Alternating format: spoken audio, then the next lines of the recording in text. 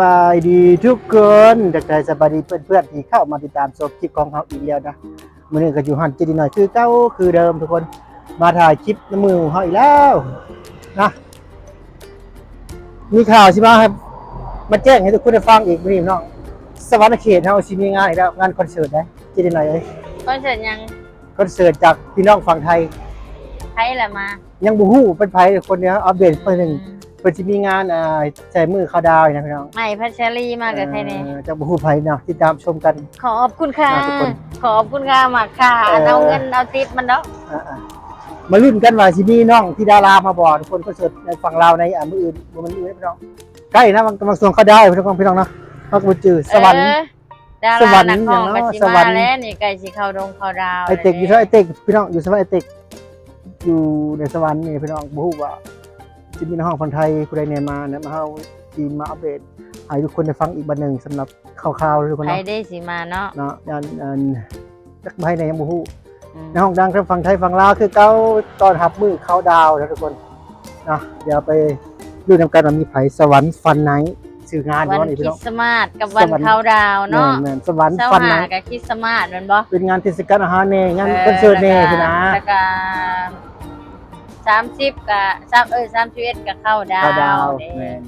มี ใช่ 2เทศกาล เขาเทศกาลไทยปีนี่มีแต่งานนะไทยปีน มันมี2เทศกาล จนหาเงินนำบ่ทันเป็นยังไงวะ แต่มี FC อุดหนุนบ่จริงไหนมีบ่ FC ช่วงนี้ก็อยากใหม่ได้ช เฮ้ เกรียมจังได๋ว่าเกรียม เยี่ย จั ม ง ได้ชน ช็อตเป็นเกรียมเลย อัน นะ สิไปลายเงินในบัญชีมันชิบ นั่นเรา เกรียม มาอุดหนุนเจเลยกับพี่น้องเอา ไปดำ มือก่อนเอา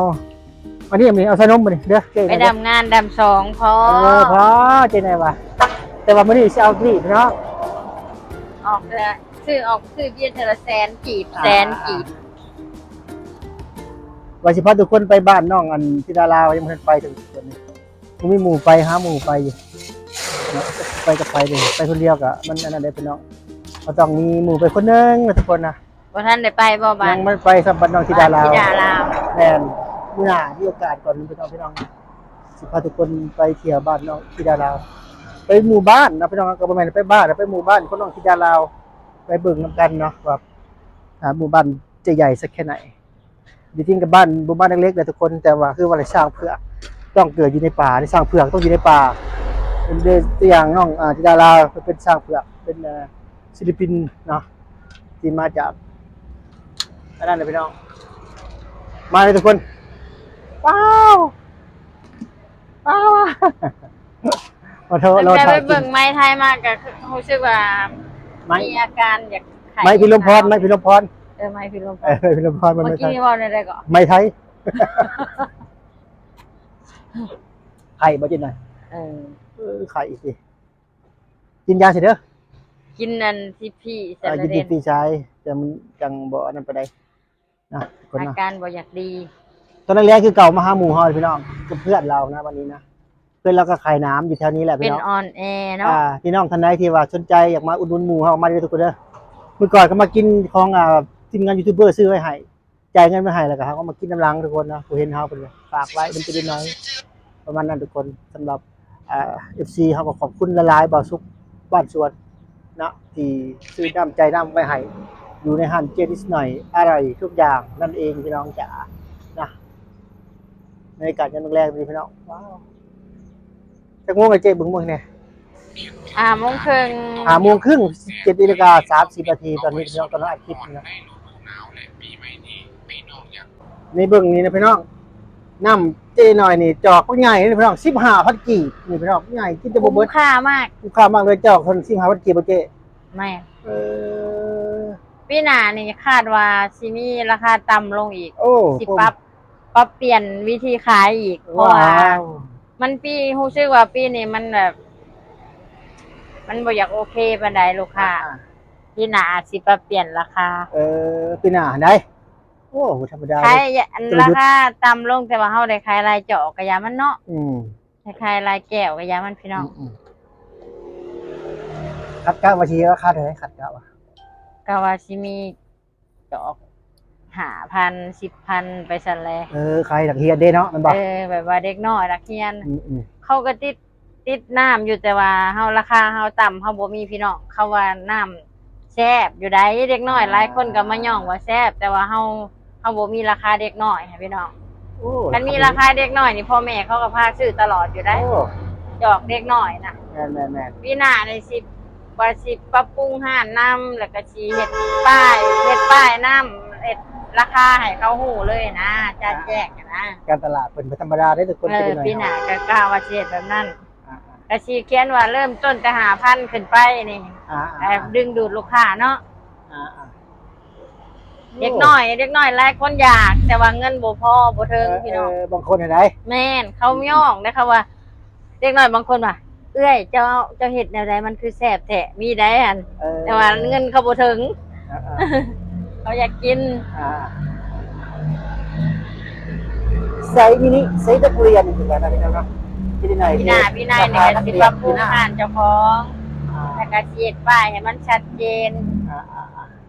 ดี เพื่อดึงดูดลูกค้าเข้ามาแน่ แม่นจ้ะจังได้ราคาดีนะทุกคน เพราะว่าห้านน้ำมันขึ้นหลายพี่น้องเดี๋ยวนี้ป๊อดบ่ว่าแต่ห้านน้ำได้พี่น้องเอ้ยห้านปิ้งปลานี่ก็เกิดขึ้นห้านน้ำนี่ก็เกิดขึ้นหลายห้านกระตาห้านเค้กนี่ก็ขึ้นหลายพี่น้องปีนี้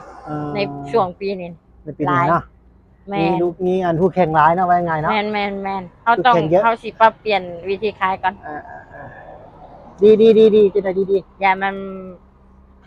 คู่แข่งเขามันเริ่มห ผู้ ลาย แข่งเริ่มแล้วดีต้องปรับได้เป็นเกณฑ์หน่อยเลยดีปั๊บ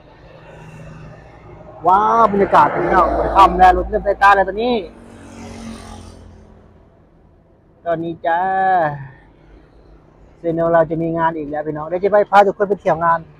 ไปรีวิวอะไรทุกคนทั้งเองกับเที่ยวจริงๆกับไปเที่ยวเนี่ยไปรีวิวไปถ่ายคลิปแน่สินะตามภาษายูทูบเบอร์สมัครลินทุกคนเลยแล้วก็ขอทุกข้อไปต่อข้อมูลยังผิดพลาด นี่ก็คือว่าชีมีห้านน้ำมันเป็นแบบอันนั้นแบบทางแบ่งค่ะ เปิดเลยดิ เปิดแล้วบ่ เปิดแล้วตามมาแล้วมันอาชีพถ่ายคลิปอยู่ ห้านชื่อว่าห้านหยัง ห้านกระแลมโครนไอศครีมโครน อ๋อเป็นโคนน่ะบ่อันนี้เนาะป้ายเนาะอะไรเนาะ ไอศครีมโครนมีน้ำนั่นน้ำนี่ละนะเห็นอยู่ เขา ป้า ไป ย ลองชิมเบิ่ง มันก็จะไปถ่ายคลิปแล้วรีวิวให้เบิ่งรีวิวจะได้ไหนเบิ่งไอ้เจ๊ไหนเบิ่งในคลิปถ่ายเจ๊ได้ไหนไปป้าว่าจะไหนสิไปเรียกไปเรียก ก็สิเลี้ยงจะรัก เผาห้าน เอาก็ไปเบิ่งรสชาติไปเบิ่งสไตล์เขาเฮ็ดแล้วก็มาปรุงเอาเฮ้ยกันนะอันกระแลม บ่มีผู้เบิ่งห้านนี่แหละ อุ้ยเบิ่งหันนี่แหละตัวเลยยาแถวนั้นไปแล้วมื้อนี้คือเจ๊กับกล้องเขาเนี่ยเจ๊น่ะยังงามๆทุกคนอยู่ในบรรยากาศดีใช่มั้ย คนมันงามอยู่แล้ว นี่เจ๊ไหนได้งานแล้วพระเจ้าน่ะงามแต่ได้มาเนาะ แม่นงามแต่ใดมาถึงสิอ้วนก็งามอยู่ ที่ดาจังก่อนจะว่ามื้อไหนที่ดาจังก่อน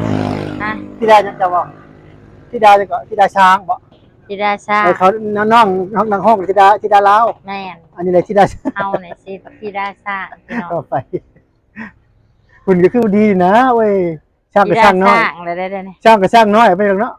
ช่างน้อย กินหลายพุ่นพี่น้องเอ้ย พวกคนที่เขาคือเนื้อเขาจะตื้อยอดนี่พี่น้องนี่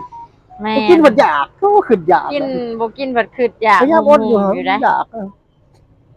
มันคืดอยากของหวานแบบเฮาติดหวานนั่นแหละว่าง่ายซะ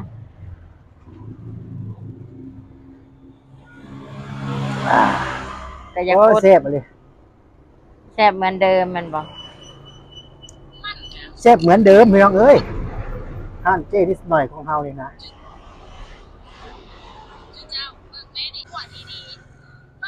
มื้อนี้เฮาก็มาลิ้นกับหมูคือกับพี่น้องเจ้นิดหน่อยอร่อยทุกอย่าง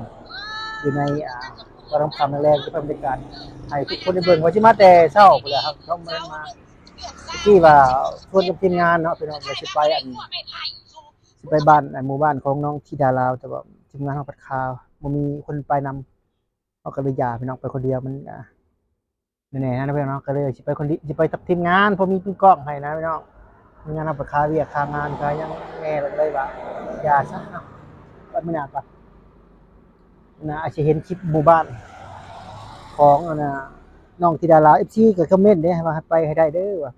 ไปได้ถ้ามีโอกาสนะเพิ่นก็บ่ได้ว่าบังคับดอก เพิ่นอยากเห็นเนาะ แม่นเพิ่นก็บ่ได้บังคับดอกแต่ว่าเฮาก็อยากไปถ่ายเพิ่นเบิ่งที่เฮาฟังเบิ่งคลิปเฮาแล้วเนาะจะได้ก็อย่าลืมทุกคนพี่น้องที่เข้ามาติดตามชมคลิปนี้ก็อย่าลืมเป็นกำลังใจให้เฮาแหน่นะพี่น้องยูทูบเบอร์สายทั่วไปวิถีชีวิตแบบบ้านๆนะทุกคนนะสำหรับพี่น้องที่ผ่านมาเห็นอย่าลืมกด Subscribe กดไลค์กดแชร์กดกระดิ่งแจ้งเตือนเพื่อเป็นกำลังใจให้เฮาเนี่ยนะพี่น้องนะสำหรับคลิปนี้จบก่อนพี่น้องพบกันใหม่คลิปหน้านะพี่น้องนะเฮากับเจนหน่อยวันนี้สิได้ลาพระจากกันนะเจนหน่อยเนาะสบายดีเจนหน่อยบ๊ายบายเจนเอฟซีเลยบ๊ายบายทุกคนพบกันใหม่คลิปหน้านะจ๊ะ